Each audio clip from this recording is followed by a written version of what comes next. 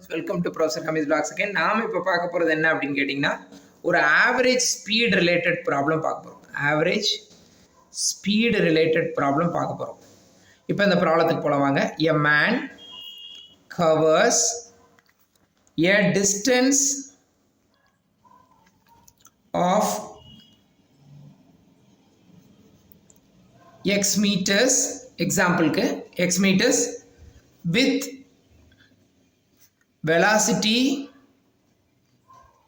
velocities v1 and v2 for two equal time periods. ரெண்டு equal time periods கொடுத்துருக்குறாங்க. Covers அ distance, ஒரு டிஸ்டன்ஸை கடக்கிறார். சரிங்களா? இப்போ எக்ஸ் மீட்டர்னு கூட வேண்டாம், கவர்ஸ் அ டிஸ்டன்ஸ்னு வச்சுக்கிறேங்க. ரைட்டா? Find average speed.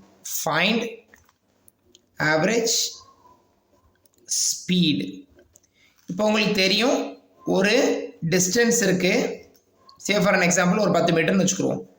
ஒரு வெலாசிட்டியில் ஃபஸ்ட்டும் அடுத்து இன்னொரு வெலாசிட்டியில் ஒரு பாயிண்ட்லேருந்து இன்னொரு வெலாசிட்டியில் அதை கடக்கிறாங்க. ரைட்டுங்களா? சரி, இப்போ இந்த ப்ராப்ளத்தை எப்படி அணுகிறது? ரைட்டுங்களா? இப்போ இந்த ப்ராப்ளத்தை எப்படி அணுகிறது?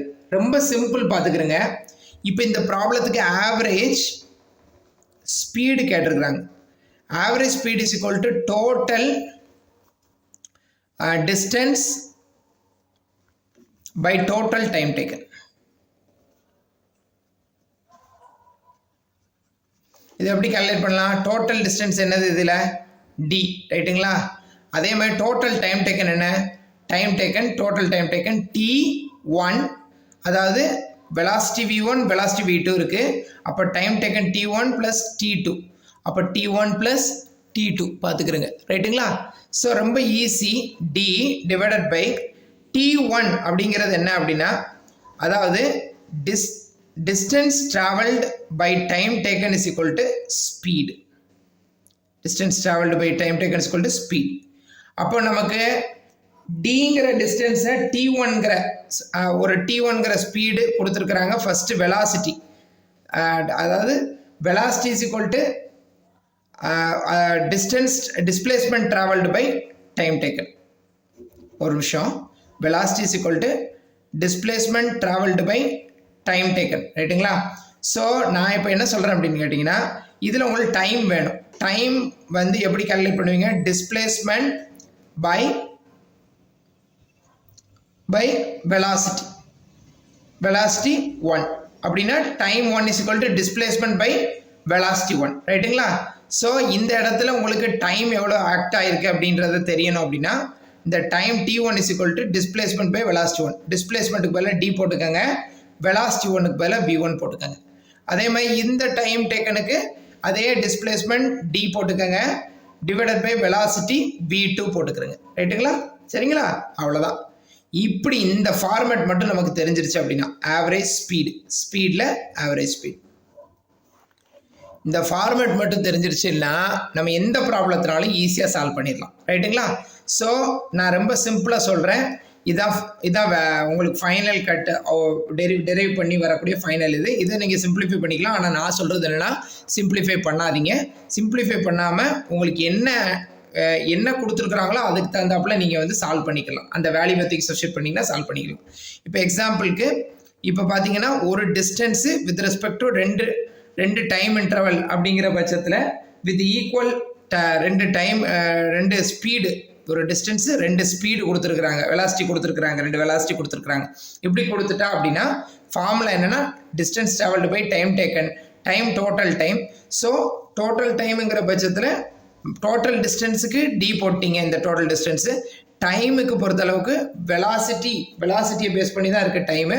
So velocity is equal to displacement by time taken is equal to velocity, displacement by velocity is equal to time. So time வேணுங்கிறதுனால displacement by velocity plus displacement by velocity 2. ரைட்டுங்களா? ஸோ இந்த வந்து என்னன்னு கேட்டிங்கன்னா, ஒரு average speed for a distance with velocities v1 and v2க்குள்ள formula. சரிங்களா? So இந்த இதுக்கு ஒரு ப்ராப்ளத்தை சால்வ் பண்ணி பார்க்கலாம் அப்படின்னு கேட்டிங்கன்னா, இதில் ஒரு ரெண்டு வெலாசிட்டி கொடுத்துருக்குறாங்க. எக்ஸாம்பிளுக்கு v1 வந்து ஒரு 60, V2 வந்து ஒரு 40 அப்படின்னு வச்சுக்கிறோங்க, மீட்டர் பெர் செகண்ட் வச்சுக்கிறோங்க. அப்போ இதை எப்படி சால்வ் பண்ணுறது சார் அப்படின்னு கேட்டிங்கன்னா average speed is equal to d by v1 plus d by v2. இனி நீங்கள் சிம்பிளிஃபை பண்ணிக்கலாம். d by அதுக்கப்புறம் v1 v2 காமனாக வச்சுக்கோங்க. அப்புறம் d காமனாக விட்டுக்கோங்க, காமனாக எடுத்துக்கோங்க. v2 plus v1 கேன்சல் பண்ணிங்கன்னா v1 v2 by v2 plus v1. இந்த ஃபார்மேட்டில் இருந்து சால்வ் பண்ணி கொண்டு வந்துக்கோங்க. இந்த ஃபார்முலாவை மட்டும் நான் வச்சுக்கோங்க. நான் வச்சுக்கிட்டு அதுக்கப்புறம் ப்ராப்ளம் வரும்போது சிம்பிளிஃபை பண்ணிக்கலாம். v1 v2 by v2 plus v1. So v1 வந்து உங்களுக்கு எவ்வளவு 60 into 40 divided by 60 plus 40. அப்போ போட்டிங்கன்னா 6 4 24 2400 divided by 100 கட் பண்ணிங்கன்னா 24 average speed meter per second. Average speed is equal to meter per 24 meter per second அப்படிங்கிறது தான் இதனுடைய average speed is equal to 24 metre per செகண்டுங்கிறது தான் இந்த ப்ராப்ளத்தினுடைய ஆன்சர். ஓகேங்களா?